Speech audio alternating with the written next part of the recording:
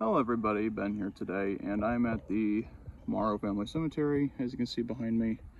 And I'm here today to go ahead and show y'all who everyone is that's buried down here, and who they are, and what their relationships are, and how well did I know them, and did I know them at all? Because some of these people I did not know. They died before I was born, or they died when I was too little to remember. So I'm gonna go ahead and show y'all around a little bit, and we're gonna go ahead and get started right about now. This is where everything is located. As you can see, I'm a survivor right here, the main house, barn dominium, the main barn back over there. So you can get an idea of where we are. So this first person we're gonna go ahead and talk about right now is my little brother. His name is Remington. As you can see, kind of like clears kind of away. His name is Remington Eugene Martin. Now, a little bit of an unfortunate thing is that the date on this stone is wrong. This stone was made in 2005, around that time, and I don't know if there was an error by my parents, or if there was an error made by the cemetery, or not the cemetery, but the people that made this grave. I don't know who made it, but they were under the impression that the birth and death, kind of, because he was born dead, of course, but the people screwed it up, and they thought that it was November 6th of 2005. However, it was November 6th of 2003, not 2005. What happened, I don't know. I don't think my mom really knows. It was just one day, she went in for an ultrasound and there was no heartbeat. And after a while, the heartbeat never came back, and so the baby he died. And he was pretty far along, so that's what made it even worse. It wasn't like it was pretty early and it was like a simple little removal, but it was pretty far along, and it was a very painful, very bad process. And of course, I was only a year old when it happened. It was November 2003. I was born in September 2002. So I was only, I was a baby when this happened. This cross, as you can see, my parents made it, but it was actually my idea. I vividly remember I was like, I think 7 or something years old. And as a 7-year-old, I had the idea that we should build like a big cross, and lo and behold, my parents built it. And of course, I was 7 years old. I didn't know how to make a cross like this, so they built it, themselves. They built it, of course. I was 7 years old, but I was the one at 7 years old who came up with this idea to build this cross. And unfortunately, there used to be a little ceramic angel that was here, and it was hollow. It wasn't solid. Most stone statues are usually solid, but this one was hollow, so it broke very easily. And back in July, during Hurricane Beryl, a limb or something flew out of one of these trees and came and knocked it over and busted it during the hurricane. And that's basically what happened here, and that's why the angel's gone now. Unfortunately, the angel had been here for 20 years, and it was destroyed in the hurricane. So that's the story of Remington. That's who he is, and that's who is buried here. He is my little brother. Well, the casket's maybe the size of this grave itself. This grave is only about maybe like 14 inches long, and by maybe like 8 inches tall. Yeah, 8 inches by 14 inches is probably how I estimate this is.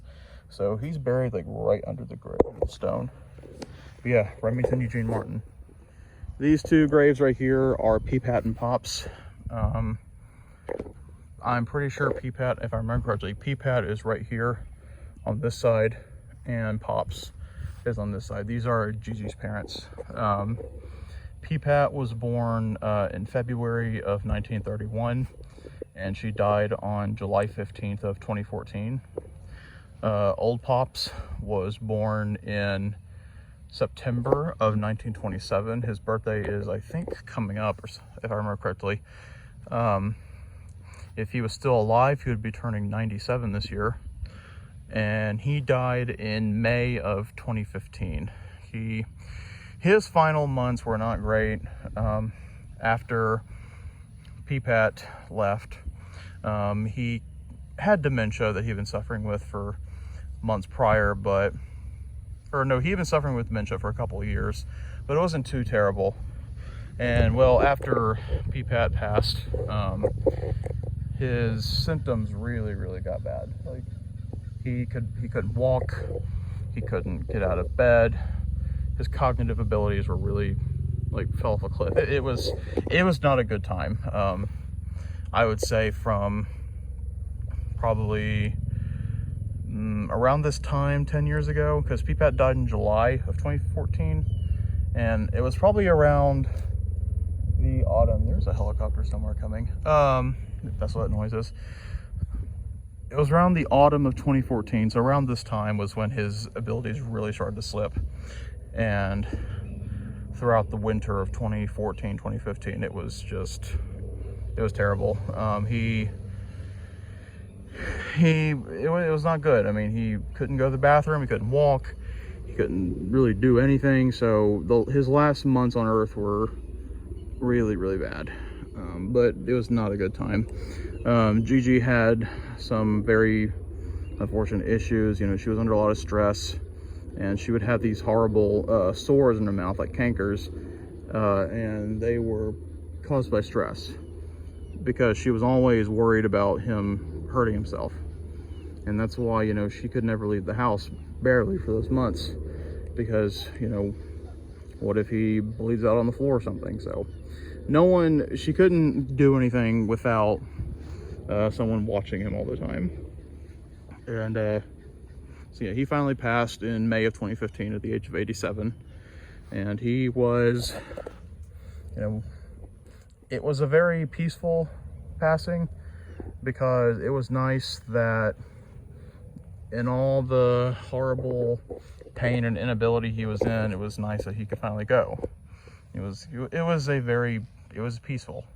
He was in the hospital and he just went. So yeah, that happened. But yeah, he's buried right here because simply, I know it's not traditional. Usually the man is on the left and the woman's on the right, but basically we buried Peat here, and then, you know, we had the graveside service right here. And then, you know, when he died in May, or he died 10 months later after Peat, it would just be easier if we buried him here, closest to us, rather than having to bury him over here and have to have people walking over the grave. So we just decided to do it like that. But yeah, I know it's not traditional, but that's just the way it was. We're also, I know there's no plaque, and yes, I know it's been a long time, so it's like, why isn't there a plaque already? Well, we're gonna go ahead and go to the VA and get a nice plaque through them, because for those who don't know, the VA will pay for and deliver and do everything for you. If you have a service member, a person who's in the military, and if a military member, not people who die in battle, but people who pass away after service, can have free gravestones. And the VA will literally do everything for you. They'll deliver it, they'll put it up, they'll do everything. You just have to call them and set up an appointment and make sure you have the right information, and they'll do everything for you. So we're gonna go ahead and probably start looking into that.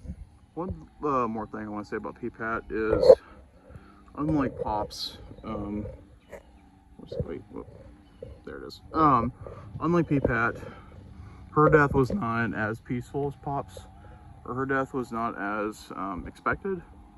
It was literally the middle of the day on July 15th of 2014 that, if I remember correctly, I think old Pops came over and was walking, because their house is right next to where Gigi and Papa's house is now.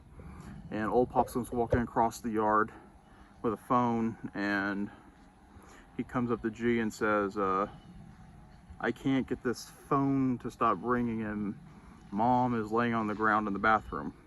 That's what he told G. And G kind of panicked a little bit and went over to the house, and lo and behold, she walks in and she finds Peat dead laying on the bathroom floor.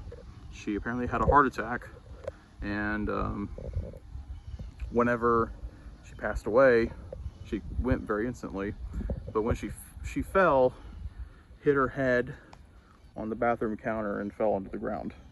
And so it was not a very pretty sight to see. It was a very horrible, not very good sight to see. So her death was not as peaceful as Pops's, but we hope that she went very quickly. We hope that she, you know, went like that and didn't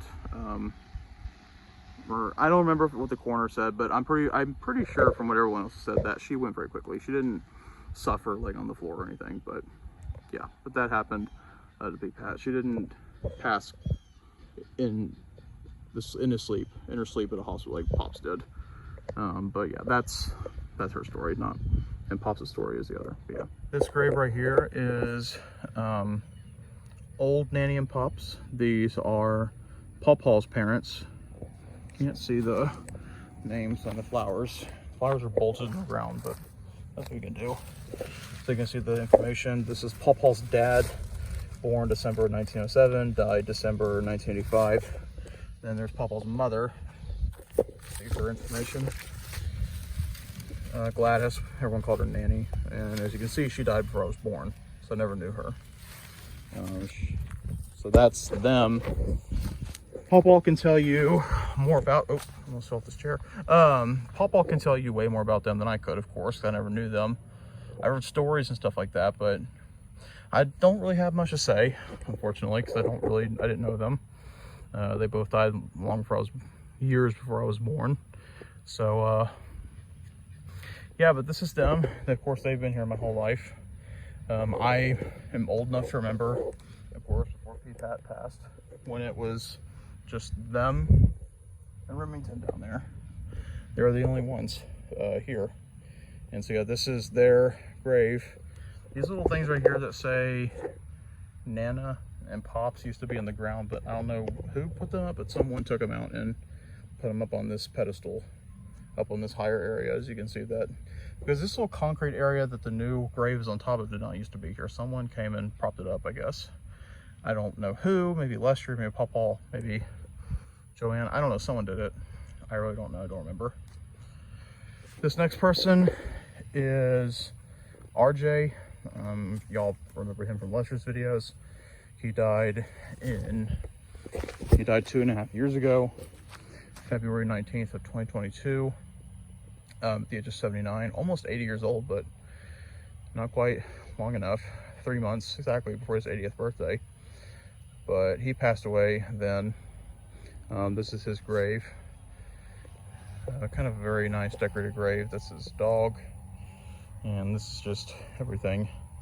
He was cremated and put into a box that was buried. He did not have a casket. They wanted to keep everything as simple as possible.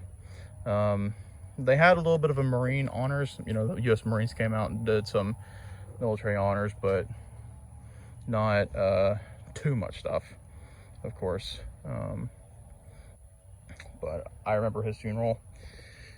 He is, yeah, Peat and Pops and his funeral, the only ones I remember. They died before I was born, and he died when I was a baby. So they're the only ones, these people are the only ones I remember. But yeah, this is his grave. This is Nanny and Pops' grave. That's Peat and Pops' grave, and that's Remington's grave. And these are the people of Morrow Cemetery. This lighting makes me look really dark and weird. I don't know what's going on. But anyway, thank you for tuning in today. Hope you all liked this episode. The daily life and adventures of Ben. Hope you all found this interesting. Thought I could tell you all more about the Morrow family from my perspective. And one thing I will do eventually is I want to look more into, because you know, I grew up around the Morrows, of course. I grew up here in Plum Grove, and we only moved to Cut and Shoot 7 years ago in March of 2017. So one thing that I want to start looking more into, especially, I mean, I already know about it, but one thing I want to actually start doing more is looking more into my Morrow side, my Martin side, my actual last name. And so, because I know where a lot of my Martin family is buried up in like Ohio and stuff. They're not down here in Texas. They're up in like Ohio, West Virginia, Pennsylvania. They're all up in that region. They're not here. But I would love to travel up there and, you know, get to see their graves and get to show y'all that. It's something I'd love for y'all to see. Stuff that I'd love to see. Yeah, thank y'all for tuning in today for another episode of the Daily Life and Adventures of Ben. Hope you'll like this episode and hope you like more content like this. If you want me to make more content, go ahead and subscribe. Helps me out. And also click the bell notification down below for notifications when I post. Sorry, I'm talking too fast. My mouth is dry. But yeah, hope y'all like this, and I hope y'all tune in next time for another episode. And anyway, as always, thank you.